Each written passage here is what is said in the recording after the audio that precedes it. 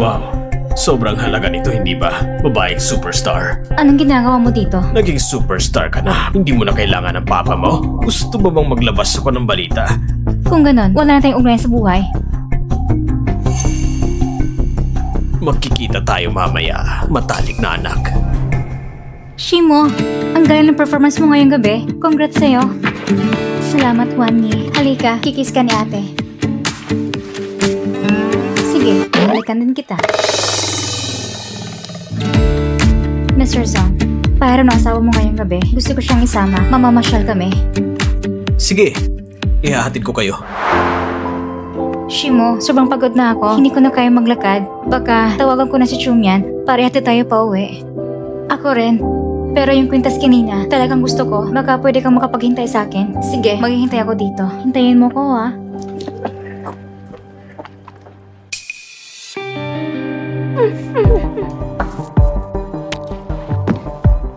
Tingnan mo. Sino ito? Hindi naman ito yung batang si Li Qingmeng. Ito, mas mahal pa ito kaysa sa anak mo. Siya ang misis ng presidente ng Jiangxing Group. Gaano karami ang gusto mo? Kailangan ng asawa niyang ibigay yon. Ah, misis ng presidente ah. Pakawalan mo ko! Pakawalan niyo ako! May huling salita ka pa ba? Sabihin mo na agad. Ah, oo.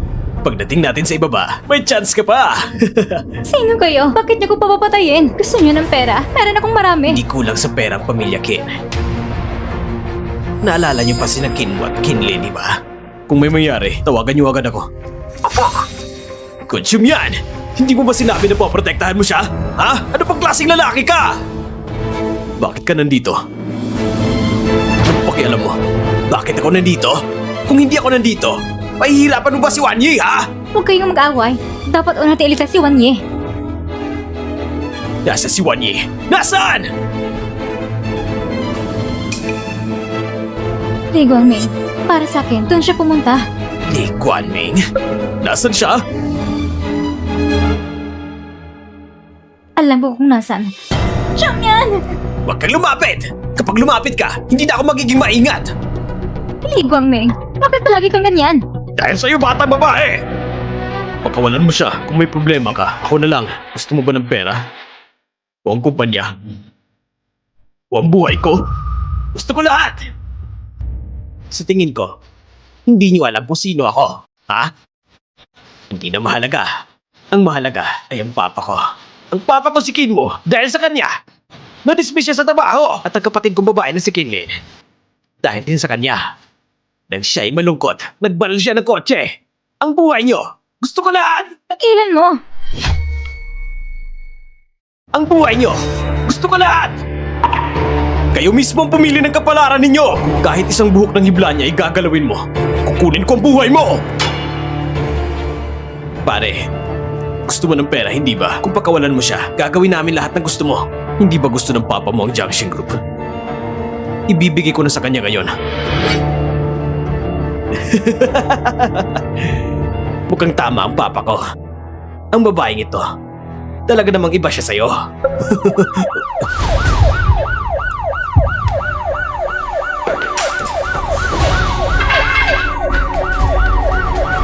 Xiaoxi! Changyan! Saan ka pupunta? Lumapit! Halika, Shoye. Kumalma ka lang. Ano ba talagang gusto mo? Kung pera ang gusto mo, ipapapadala ko na kay mama ngayon. Huwag mo kong saktan, okay? Ako ito. Ako ang asawa mo. Asawa ko? Ako ang asawa mo. Asawa ko? Hindi pa ko kasal. Sinasabi mo na asawa mo ako? Walang hiya ka ba? Asawa mo nga ako! Huwag, matatakot siya. Shoye, kung sinabi mo, nasaan ang ebidensya? Meron. Shoye, magpahinga ka muna. Anak! Huwag ka rin masyadong malungkot. Si Shoye, nagulat lang siya. Kapag gumaling na siya, natural niyang maaalala ka. Magpahinga ka muna. Alagaan mo muna si Shoye. Bibili ko ng konting tadyang para sa sabaw. Ikaw ha? Huwag mo na siyang masyadong ma-stress. Ay,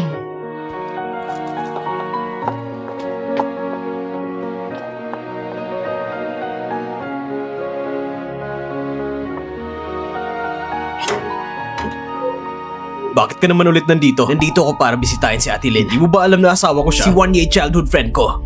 Nasaktan siya. Siyempre pupunta ko para makita siya. Ate Lynn, nandito na ako.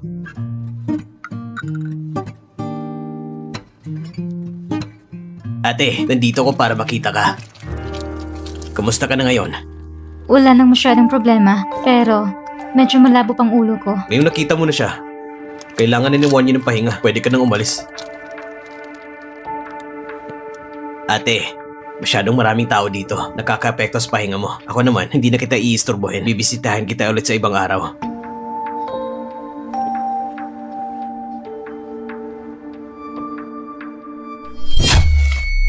Ate, masyadong maraming tao dito. Nakaka-apekto sa pahinga mo. Hindi na kita iistorbohin. Bibisitahin kita ulit sa ibang araw.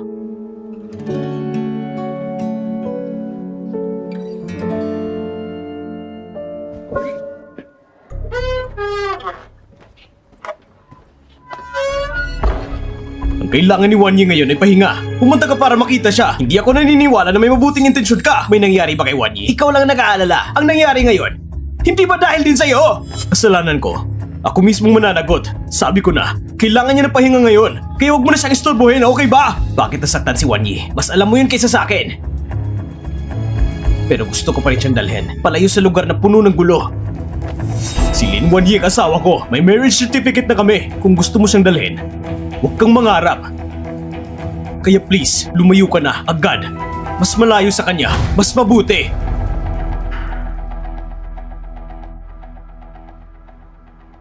Pero kung tama ang nakita ko, mukhang nawala ng alaala si Wanye. Anong plano mo? Hindi ko na kailangan sagutin yon. Alam mo na rin, hindi ko nahayaang may mangyaring masama kay Wanye. Hindi na.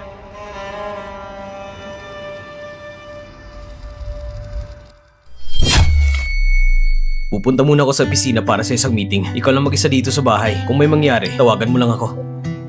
Aalis na ako.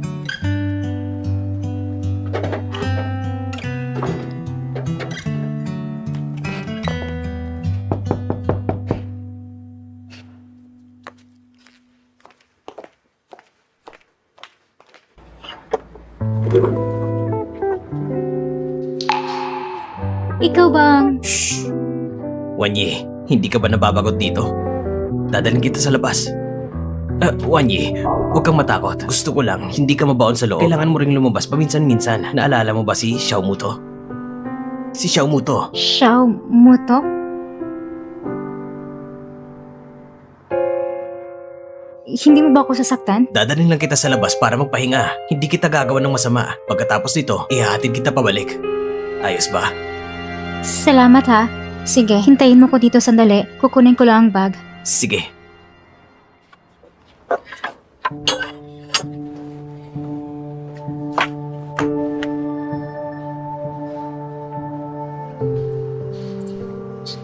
Ang sarap dito. Naalala mo ba dito? Hindi ko na matandaan. Tingnan mo yon. Nung araw na yon, dito mismo, nagkamali ka ng lugar. Nung araw na yon, katulad ngayon, asul ang langit, puti ang ulap.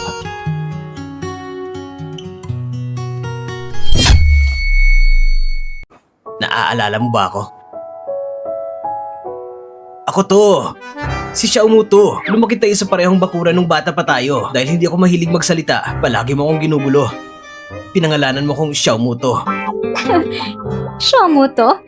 Paano matatawag siya na Xiao Muto? Wanye, sumama ka sa akin pabalik sa Jinsheng. Anong lugar yon? Doon sa mama mo, sa bahay mo, sa lugar kung saan tayo nagkita noon. Pero sabi ni Mama, ang lugar kung saan ako ngayon ang aking tahanan. Eh, sasama rin ba si Mama Chu sa ating pabalik? Wanye! May mukha pa kayong dalawa para dito? Kung hindi dahil sa inyo, paano magiging ganito si Wanye? Tingnan niyo si Wanye! Wanye, tingnan mo, ang kwintas na ito, naalala mo pa ba? Ikaw ang gumawa nito para sa akin. At ito rin ang paborito ko. Ito ang sikreto natin. Talaga ba akong gumawa nito? Wanye, hindi ka dapat basta maniwala sa mga sinasabi ng iba dahil lang sa kwintas. Halika rito. Pangunahing President Chu! Hindi ka pa nagsisisi kung gaano mo siya pinaamak? Bakit ka pa lumabas sa harap niya? Bago ka makalimot, tayo'y magkasintahan. Bago ka makalimot, tayo ay magkasintahan. Wan Yi, maniwala ka sa kanya. Talagang mag-asawa kayo.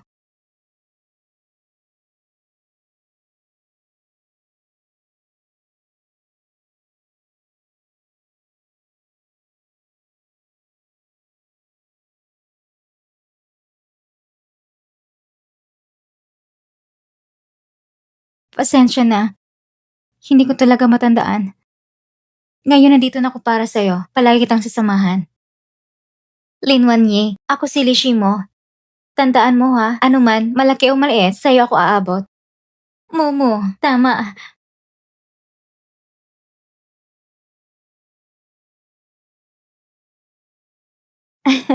Mr. Shen, pasensya na. Sobrang na-excite ako. Hindi ko napigilan at nahalik ko ang asawa mo.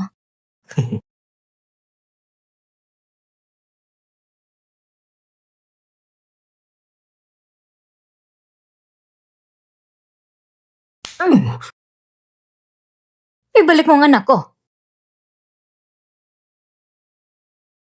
Bilang isang lalaki, kung hindi mo kayo alagaan sa sariling babae mo, dadalhin ko siya. Ma, Wanye. Ma, halika, dadalhin ka ni Mama pabalik sa Gensheng. Wanye, Tita, sino ito? Ang yabang mo naman. Asawa ng anak ko. Akala mo madadala mo na lang? Halika, dadalhin ka ni Mama pabalik sa Gensheng. Wanye, tita, sino ito? Ang yabang mo naman. Asawa ng anak ko. Akala mo madadala mo na lang? Dahil ako ang kanyang mama. Talaga? Ikaw ang kanyang ina? Pasensya na, Bianan. Bianan? Ay, mahal kong ina ni Wanye. Dadalhin kong anak ko pabalik sa Gensheng, sa Lin Group. Hindi mo kayo pang alagaan anak ng Lin family. Lin Group? Lin? So, siya yan? Ikaw? Ay, nung Marso, tinawag kita sa Mila at sinabing babalik ang anak ko. Gusto niyang makitang dalaga. Ako, si Songshi. Ito ang batang bumalik mula sa Netherlands na estudyante doon. Conchum yan po, tita. Oo. Si Kunchum yan. Lumaban ang anak ko sa akin dahil inayas ko kayo magkita. Kaya tumakas siya sa inyo. Talagang nakatakda sa kapalaran. Oo, nakatakda sa kapalaran. Ngayon, huwag mo nang dalhin ang asawa ng anak ko. Depende pa rin sa kanyang ugali. Sige na, maraming tao dito para maalala lang nakaraan. Halika, Binan. Huwag na tayong makialam.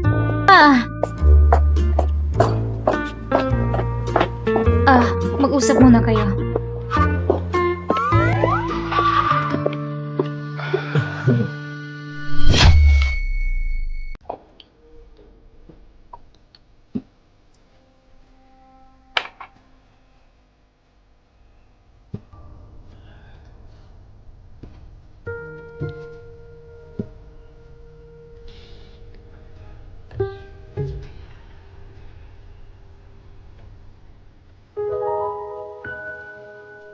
Ang gabi na pala.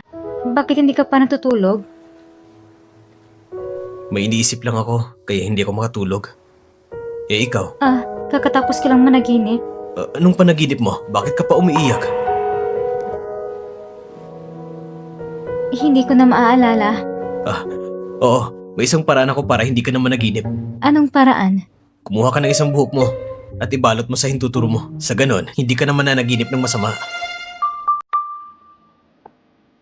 Talaga bang epektibo ito? Siyempre epektibo to. Nung bata pa ako, ginagamit ko nito. At simula nun, hindi na ako nananaginip ng masama. Naniniwala ko sa'yo. Medyo late na. Matulog ka na. Ikaw rin. Sige.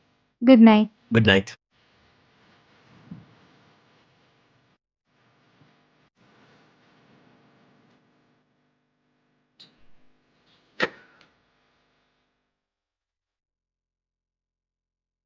Ganon, hindi ka na mananaginip ng masama.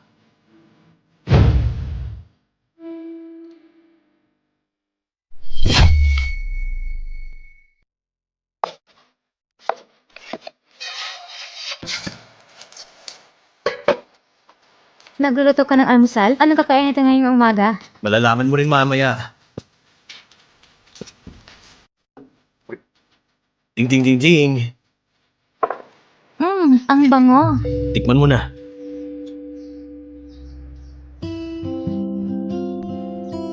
Masarap. Ang galing mong magluto. Pero, bakit mo biglang naisip magluto ng noodles ngayon? Nakalimutan mo ba kung anong araw ngayon? Ngayon? Ngayon, anong anibersaryo? O, araw ng kapanganakan mo ba? Birthday mo ngayon. Nakalimutan mo na ba? Napakatanga mo naman. Bihira ako magdiwa ng birthday, kaya hindi ko ito binibigyang pansin. Sige na, huwag mo nang isipin ang mga malulungkot na bagay. Kumain ka na, lalamig na yung noodles mo. Conchum yan. Salamat sa pagluluto ng longevity noodles para sa akin. Salamat ha. Mula ngayon, bawat taon, lulutuin ko para sa yung longevity noodles. Bawat karawan mo, kasama mo ako. Talaga ba? Mananatili ka sa tabi ko? Palagi kitang sasamahan. Kasali ako sa lahat ng bagay sa'yo. Maging masaya man o malungkot. Palagi kitang sasamahan. Salamat.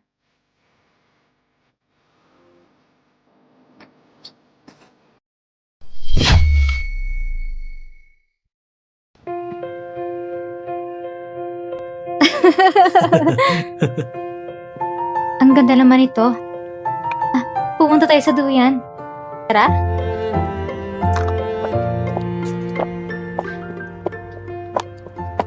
Kahit na ngayon may amnesia siya. Ngunit sa ngayon, hindi rin naman masama. At least, mas masaya siya. Ngayon, pwede na tayong pantay na makipagkompetensya. Magsimula mula sa simula. Matagal na kaming kasal.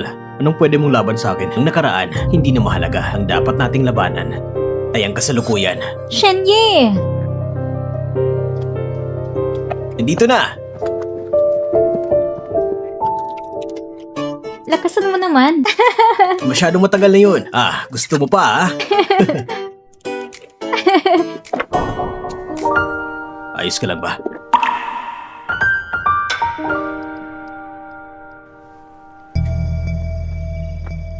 Ano ba talagang gusto mo?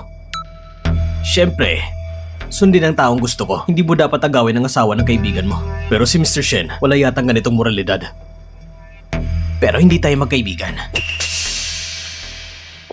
Wanye, wala ka bang kahit kaunting pakiramdam ng pagkakakilala sa kanya? Kahit kaunti? Gaano kahalaga, gaano kaganda ang mga bagay, nakalimutan mo na lahat. Bilang babala, huwag mo kong kalimutan. Siguro nga nakalimutan ko, maraming mahalagang tao.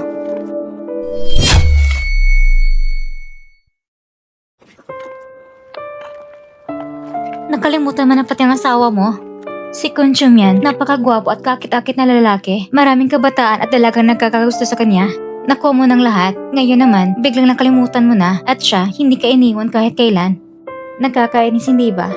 Sabihin mo, sa nakarang buhay mo ba? Pinaglaban mo ba ang mundo? Baka naman, natatakot ka lang. Simula bata pa ako, hindi ko alam ang takot. Iginagalang ko ang desisyon ni Wanye. Sino man ang mapapangasawa niya ngayon, hindi pa natin alam.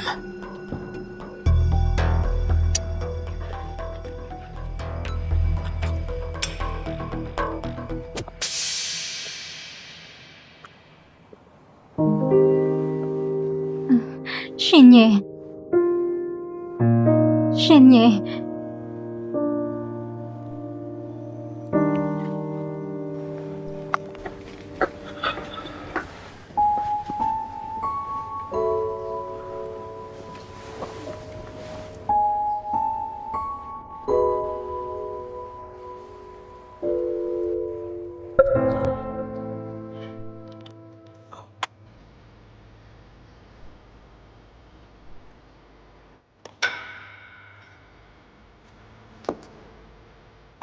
Maghiwalay na tayo. Maghiwalay na tayo. Manatili ka sa bahay. Kunin ko lang ang mga gamit ko.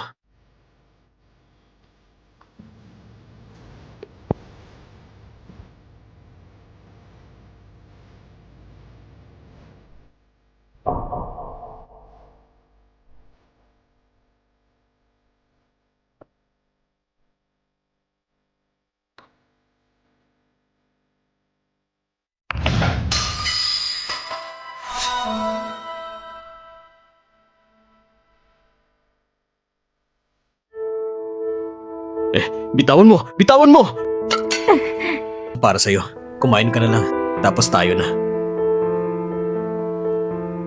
Ayaw mo ba? Wag na. Aalis na ba tayo ngayon? Oo, aalis tayo.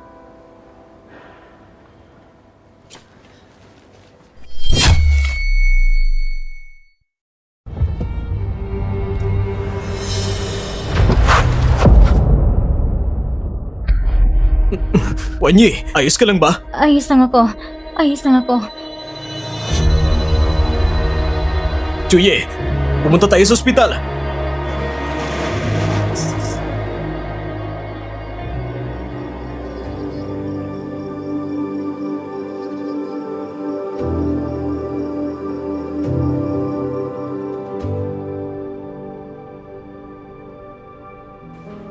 Ang bilis ng panahon.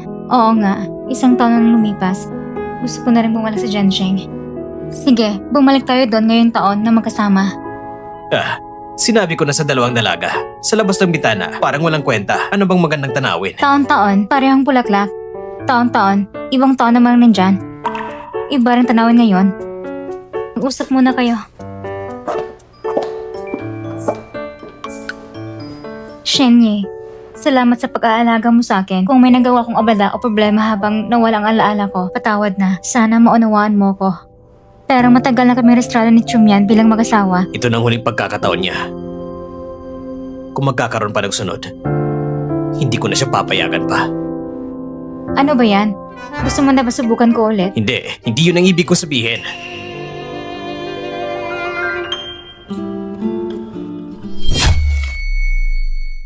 Huwag ka nang malungkot. Ako ang tinanggihan, kaya ang dapat malungkot ay ako. Pasensya na. Hindi mo na kailangang humingi ng pasensya kahit anong pipiliin mo. Basta masaya ka.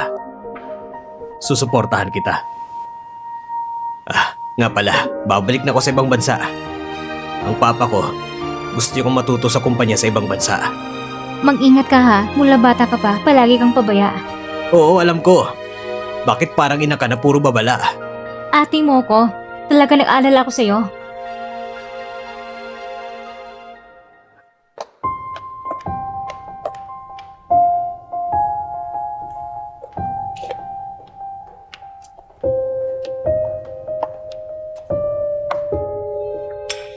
Oras ng trabaho. Sinang pumayag na maglaro kayo? Akala ko kung sino yan. Eto pala nakalimot na misis ng CEO. Narinig ko. Lagi ko rin na kayo ng CEO. Hindi mo pwedeng pakialaman ang pribado kong buhay. Shosong, ano mo talagang nangyayari? Habang nawala ang alaala mo, lahat ng atensyon ni Mr. Kun sa'yo, halos maubos ang tao sa kumpanya dahil sa Chanyi Group.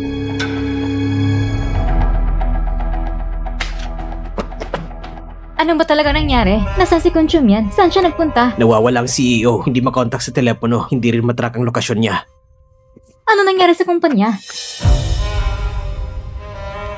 Habang ikaw ay naaksidente, ang lahat ng atensyon ng CEO ay nasa iyo. Ang Chanyi Group na matagal ang naapektuhan ay gumawa ng sabuatan sa mina at sa pabrika. Maraming orders ang hindi nagawa. Nag-cancel ang mga partner, kahit ang mga makina sa pabrika ay binili ng Chanyu. Nag-cancel ang mga partner, kahit ang mga makina sa pabrika ay binili ng Chanyu. Ang mga empleyado, karamihan ay lumipat na rin sa Chanyu. At ikaw? Gano'n na ng kumpanya? Wala si Chum yan. Bakit ka pa rin nandito? Susundan ko ba ang CEO? Baka may paraan siya pupuntahan, di ba?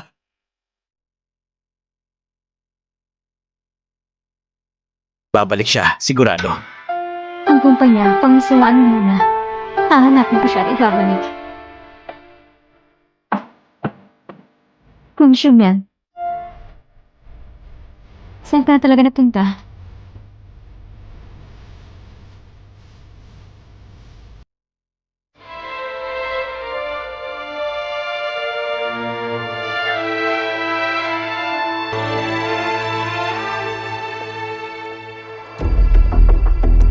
Uy, hindi ba itong misis ng CEO ng Jiansheng?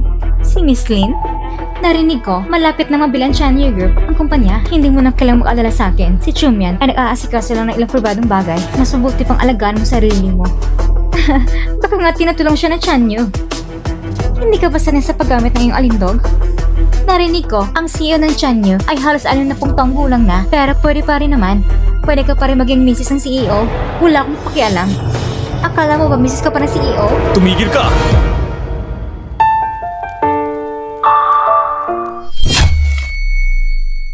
Akala mo ba misis ka pa ng CEO?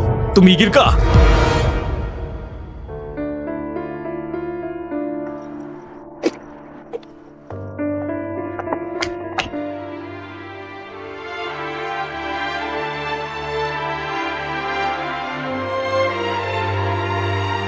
Saan ka ba nagpunta? Pasensya na. Late akong dumating. Hinahanap ko ang isang mentor. Nagkaroon lang ng kaunting abala. Natapos ko na. Dali-dali akong bumalik. Shumyan, huwag mo kong iwan. Naalala ko na. Naalala ko na lahat. Hindi kita naalagaan ng maayos. Pasensya na. Umuwi na tayo. Tara na. Si Kun Shumyan, ngayon ay nasa krisis ang kumpanya. Ngunit wala siya. Iniiwan sa amin ang gulo. Tama! Tama! Secretary Wang, sundan mo siya ng matagalang panahon. Paano ba? Wala kang abiso nang tumakas siya. Kung kinaya niyang iwan ang babae niya para tumakas mag-isa, mas lalo pa sa'yo. Ngayon, nagpadala ang Chanyu Group ng mensahe ng anumang empleyado ng ating kumpanya ay tatanggapin nila. May parehong benepisyo tulad ng dati. Pumunta tayo sa Chanyu. Talaga bang iniisip nyo na tatanggapin kayo ng Chanyu Group? Mga asong walang katapatan lang. Kakainis. Sige!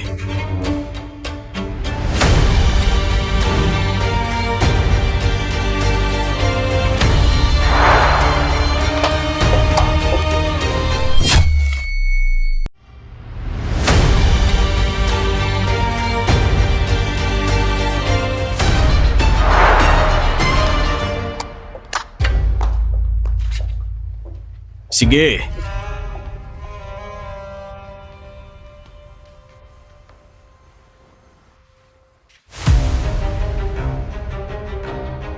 Kung ganun ang iniisip nyo, mukhang may iba na kayong plano. Sa tingin ko, hindi ko na kayo kailangan panatilihin. Huwag na kayong bumalik.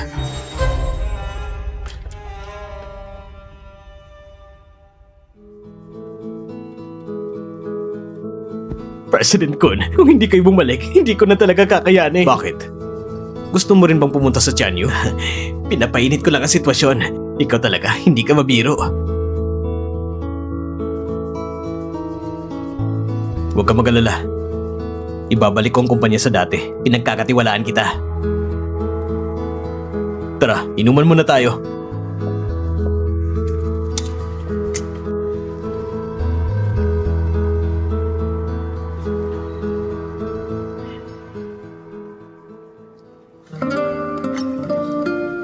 Bakit? May papakita ko sa'yo. Paano puntang puseres nito sa'yo? Nung inabot ito sa akin ng mama ko, sabi niya, kapag handa ka na ng buong puso, ibibigay niya sa'yo. Handa ka na ba ngayon?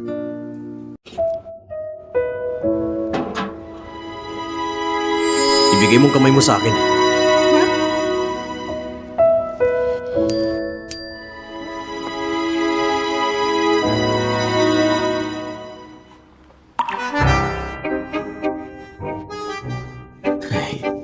Sabi ni Shenye, bukas aalis siya ng bansa. Kailangan ko siyang ihatid. Ah, tama. Sama tayo. Kung pupunta siya, pupunta ka rin ba? Hindi ako pupunta. Sige na nga. Pupunta na siya eh. Sige na. Sama tayo. Eh ikaw, halikan mo muna ako. Tara na. Ayos na din yun. Siya mo to. Bakit ka na dito? Tinanggihan mo ako. At dinala mo pa ang asawa mo para pasabugin ako. Inangako ko sa'yo. Dadasin niyo ko mismo ang kwintas na ito.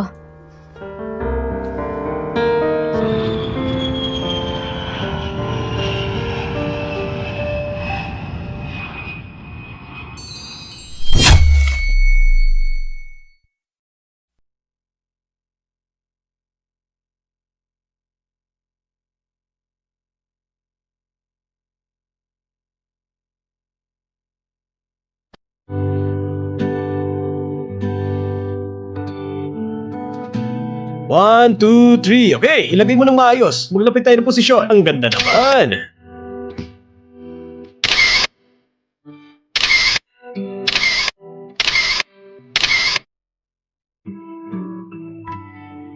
Sige pa. Halika kayo. Kunin natin ang litrato ng lahat. Halika. Ayos, tumayo kayo ng maayos. Sandali lang. Sige. 3, 2, 1.